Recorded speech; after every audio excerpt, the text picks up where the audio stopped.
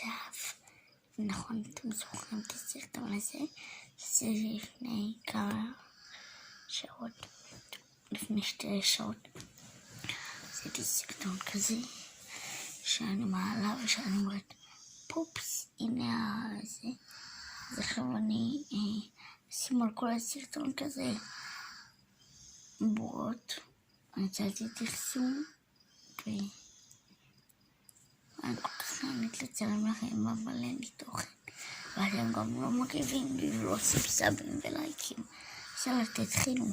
אדל אוחיון וכזה עיגול כזה של כחול, ואני אחליף את הפרופיל לתמונה שלי שאני מקבלת קראת הבטן במראה, אז תדעו שזאת אני. כן, אני.